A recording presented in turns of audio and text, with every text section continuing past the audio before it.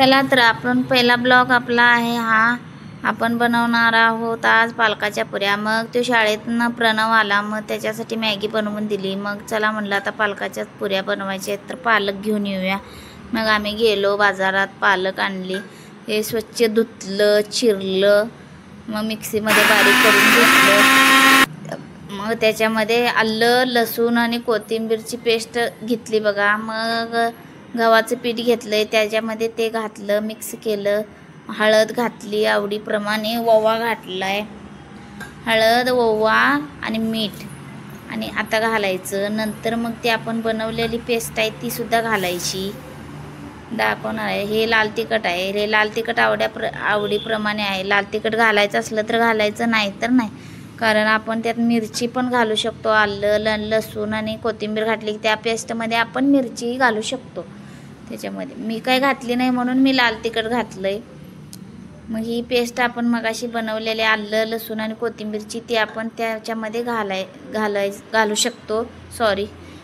शकतो. छानसं असं झालेलं आहे. मग थोडंसं एक वाटीभर बेसन घालायचं, किंवा आपल्याला तांदळाचं पीठ असलं तरी घालायचं. तांदळाच्या पिठानं थोड्याशा कडक होत्यात पुऱ्या. ज्याला कडक आवडतात त्याने घालू शकता. आम्हाला काय कडक आवडत नाही, छानशा मऊ आवडतात म्हणून आपण घातलं. आणि हे सगळं छानसं असं मळून घेतलेलं आहे. छोटे छोटे त्याचे गोळे करून घेतलेले आहेत. आणि तसं कढई घेतली. मग नंतर दुसऱ्या बाजूला गॅसवर कढई घेतली, त्याच्यामध्ये तेल घातलं. तेल गरम होईपर्यंत आपण पुऱ्या लाटू शकता, एक लाटू शकता, किंवा आपण एक मोठी अशी चपाती करायची जराशी जाडसर आणि त्याचा छाप उठवायचा, म्हणजे डब्यानं. म्हणजे आपला वेळ वाचतोय आणि पटापटा पुऱ्या होत्यात. वेळ कमी असलं की अशी ही आयडिया भारी आहे बघा. ही आयडिया तुम्हाला माहीत होते का असं कमेंटमध्ये नक्की सांगा. बघा कसल्या, आता एकदा केलं की 3 पुऱ्या तयार आपल्या. आता बघा तेल गरम झालंय का बघूया आपण.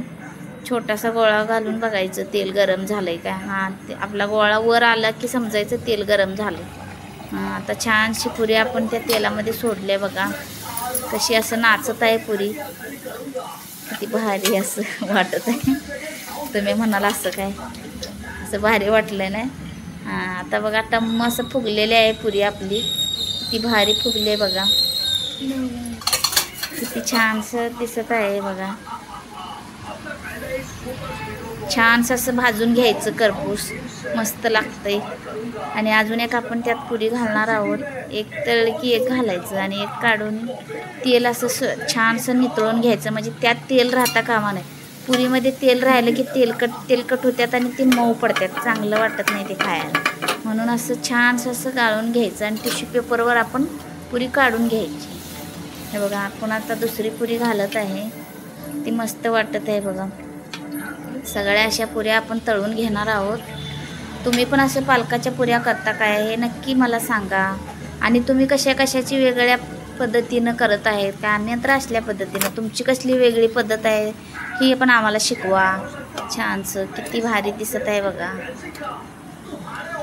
किती मस्त टम्म फुगलेले आहे बघा. आता आपण ह्या सर्व पुऱ्या तळून घेतलेल्या आहेत, बघू शकताय तुम्ही.